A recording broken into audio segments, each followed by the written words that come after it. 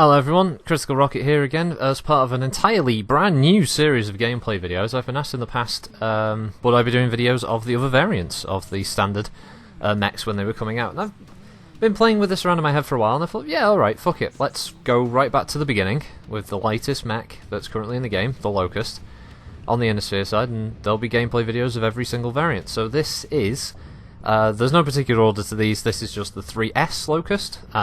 If you aren't familiar with this one, this is the Lost Tech Steiner upgrade of the Locust that has 2 Streak SRMs and a single medium laser. And it's like, the build isn't great from the start. I mean, tabletop is a different thing. Tabletop, 2 Streak launchers and a medium laser is actually a really good punch for a light mech, especially one that's guaranteed to hit once it's locked of its streaks. But obviously in MWO, different story entirely. A lot of people will see this instantly and change these things, and understandably so, to things like SRM2s, or maybe something a bit bigger like a couple of SRM4s. There's the option to play around there. It has 4 missile slots, 1 energy slot, and it has an AMS. Basically, you're either going to strip the laser and you're just going to go straight for missiles, or you're going to try and have some kind of mix of both, but, you know, go light so you can have lots of ammo and whatever else in a big engine.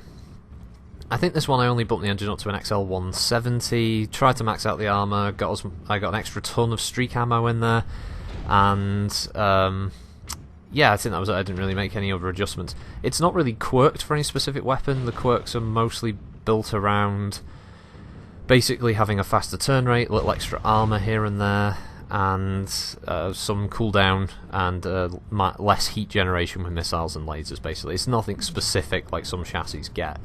But I really enjoyed this, to be honest.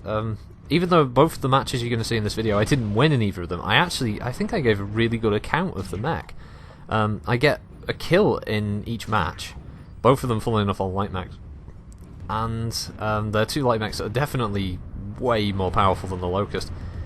But I genuinely had fun running this thing. It's just great being able to hold down that fire button and just keep firing streaks, just keep firing them over and over and over again. And bigger mechs, it must just get annoying. And it does do a surprisingly good amount of damage very rapidly. I was surprised how effective this was at being able to just wear down parts of a larger mech, especially when it's in the middle of a fight. I'd say tactics-wise, don't ever try and one-on-one this thing unless it's another Locust, because yeah, it's not going to win, but it's a surprisingly good infighter to support larger mechs or being part of a big furball, because once you get mixed in, big mechs ignore the crap at you, which means you can really take time and hone in and target that one weak spot on the mech.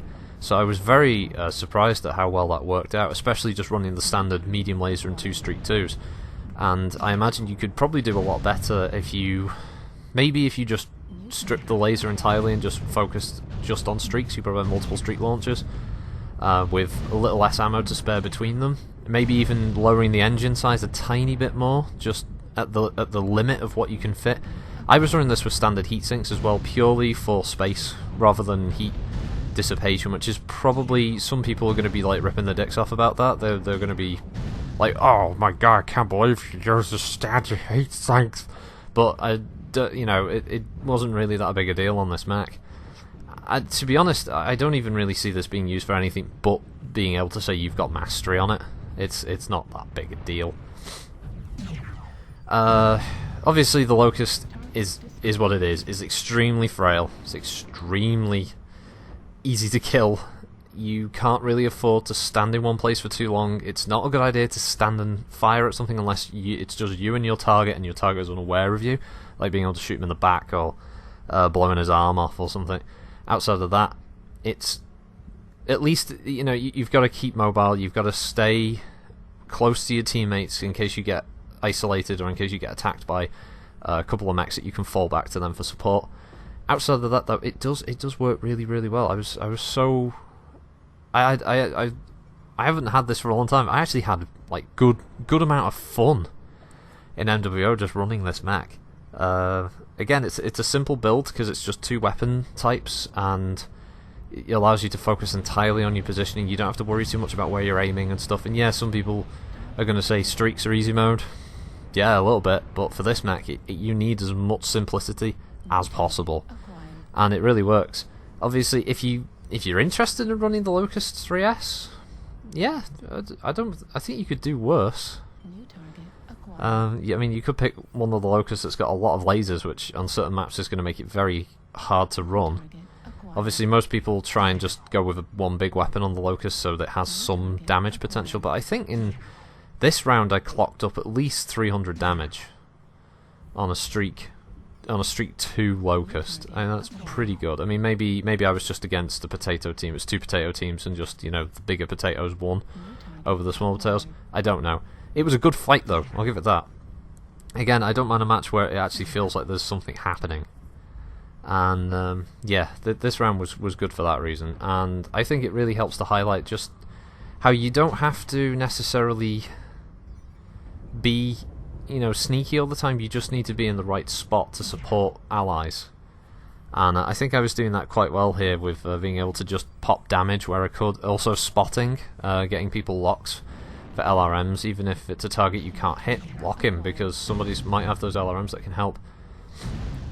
The other thing is this Locust worked quite well in the capability of being able to target something, fire its streaks, fire its medium, and immediately duck out and change position and just attack a different target, because you have that little psychological thing with a player where they're worried about you coming back and maybe going for their weak spot. But yeah, I just tended to just fire a few rounds and then run away as soon as they looked in my direction, then just switch to another target, and it was quite successful for that reason. I think I was the last guy alive in the round as well. So yeah, funnily enough, I'm kind of running out of things to say about the 3S. There's not really much lore-wise about it. As I said, it's a Lyran Commonwealth mech. It was made obviously using the advancements in Lost Tech. That's why it's, instead of it being a 1 model, it's a 3 model, standing obviously for the 3rd iteration of the Locust with this recovered technology. Obviously, as I said, tabletop, the ability to run at a pretty high speed and be able to chase down lights with 2 streak launchers. I mean, what you're doing like 8 damage every time you're firing those streaks. You're not generating a hell of a lot of heat, and you've also got the medium laser, which is another 5 points of damage to back that up. So not bad overall for a tabletop 20-tonner. Just shows you the differences in, like, if this thing was using normal SRMs, you've got to do your hit rolls, whereas with the streaks you'd be guaranteed damage. So the damage potential of the Locust just shot up really quickly. And in MWO, I guess you could say that about this as well, because normal SRM2s without Artemis might be a little too underwhelming, so you may as well just go whole hog and just stick with the streaks if you just want to guarantee hits, albeit they'll be hitting random locations rather than where you want them to hit. I think that's probably the only detraction of using the streaks. Even now that they've got the ECM range cut down to 90 meters, it's not even that hard to lock onto ECM lights. The problem is just the randomness of the locations. Even with 4 missiles flying and you want to hit that damaged arm, you want to hit that damaged torso or leg, there's a really high chance it's just not going to hit that location, and so you're mostly running it as kind of like a shotgun missile mech. So yeah. But that was the Locust 3S, guys. So you're about to see me explode and then crumple into myself, so thanks for watching, everybody. Have a good one, and stay tuned for more variant videos. Bye!